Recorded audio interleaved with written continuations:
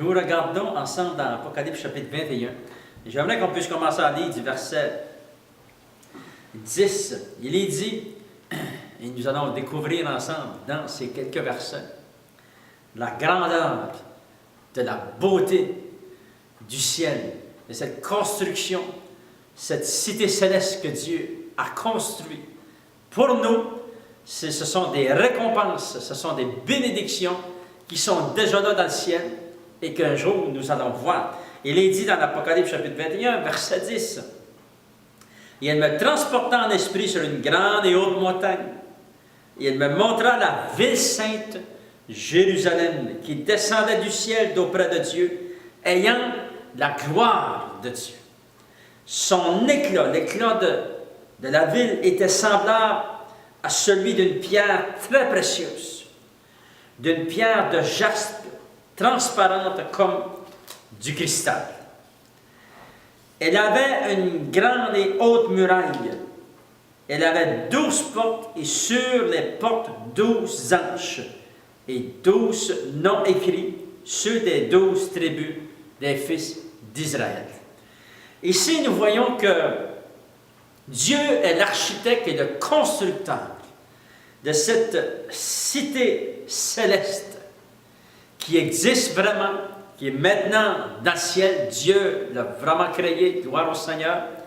Et Jésus a participé, ça dit que nous avons vu dans la parole de Dieu que Jésus est celui aussi qui nous a préparé une place dans le ciel. Il est dit que je vous ai préparé une maison auprès de mon Père. Et dans la parole dans la Bible anglaise, ça dit que c'est une mansion. C'est-à-dire, c'est plus grand qu'une maison. C'est glorieux tout ce que Dieu a fait. Et nous voyons ici que Dieu a préparé cette ville, et elle s'appelle la ville sainte, Jérusalem, qui descendait du ciel, et puis d'auprès de Dieu, et que, ayant la gloire de Dieu. Alléluia! Cette ville est glorieuse. Cette ville est décrite ici dans Apocalypse chapitre 21. C'est un endroit glorieux. Lorsque vous lisez toute l'Apocalypse chapitre 21, vous allez découvrir que le ciel, ce paradis que Jésus a parlé, cette ville céleste, cette cité céleste, ça dit que dans cette cité, j'aimerais vous lire au verset 2, « Et je vis descendre du ciel d'auprès de Dieu la ville sainte, encore une autre fois, la nouvelle Jérusalem, préparée comme une épouse qui s'est parée pour son époux. Et j'entendis du trône une voix qui disait, « Voici le tabernacle de Dieu avec les hommes. Il habitera avec eux, ils seront son peuple, et Dieu lui-même sera avec eux. » Ça, c'est toujours été le but de Dieu, c'est d'habiter parmi son peuple. Il va habiter vraiment, littéralement, avec son peuple. Gloire au Seigneur. Et cette ville est l'endroit où on va rencontrer notre Dieu. Dans cet endroit, ça dit au verset 4, « Il essuiera toute larme de leurs yeux. La mort ne sera plus. » Alléluia. Il n'y a pas de cimetière au ciel. Et il n'y aura plus ni deuil, ni cri, ni douleur. Car les premières choses ont disparu. Qu'est-ce que ça veut dire, les premières choses? Ce sont les choses dans lesquelles nous vivons présentement. Ça va avoir disparu, ça dit dans la parole de Dieu. Dieu va essuyer toutes les larmes, on n'entendra plus de cris ni de douleur. Et celui qui était assis sur le trône dit, « Voici, je fais toutes choses nouvelles. » Et il dit, « Écris ces paroles sont véritables et certaines. » C'est-à-dire, c'est vrai, ça va se réaliser. Et il me dit, « C'est fait. Je suis l'alpha et l'oméga, le commencement et la fin. À celui qui a soif, je donnerai de la source de l'eau de la vie gratuitement. Celui qui vaincra héritera ces choses. » Alléluia. Je serai leur Dieu, ils seront mon fils. Gloire au Seigneur. Nous voyons ici que Dieu prépare un endroit glorieux pour ses enfants. Il est dit, celui qui vaincra. C'est très important de commencer à marcher avec Dieu, de marcher avec le Seigneur toute notre vie et de marcher dans la victoire. Et Jésus est venu pour nous donner la victoire.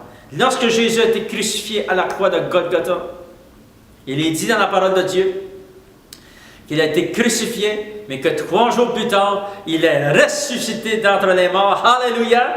Et il est victorieux parce qu'il est ressuscité. Qu'est-ce que ça veut dire? Ça veut dire qu'il est vivant.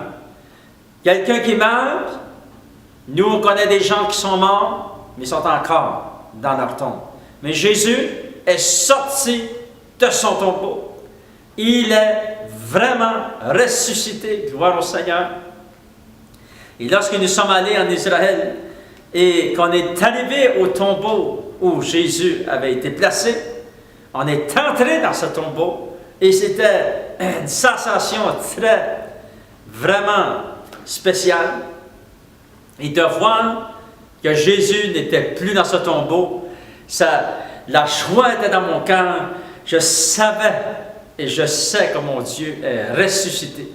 Il est dit dans la parole de Dieu que présentement Jésus est à la droite de Dieu le Père et qu'il intercède pour vous, pour moi, gloire au Seigneur, afin qu'on puisse continuer à marcher avec le Seigneur, malgré les tentations, malgré les tristesses, malgré les souffrances, malgré les épreuves. On a tous ces épreuves dans nos vies.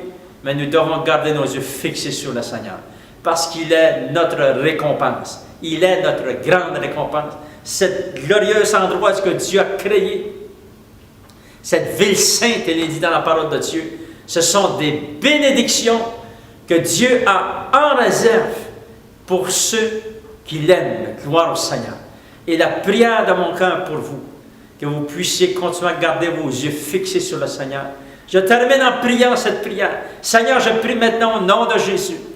Seigneur, nous voulons garder nos yeux fixés sur toi. Garder nos yeux sur la parole de Dieu, sur les récompenses, sur les bénédictions qui s'en viennent, Seigneur. Je prie pour ton fils et ta fille, lorsqu'ils passent à travers des temps difficiles. Je prie, Seigneur, que tu étends ta main maintenant pour secourir, pour amener la guérison, la restauration. Bénis chaque personne. Au nom de Jésus, je t'ai prié. Amen. Gloire au Seigneur.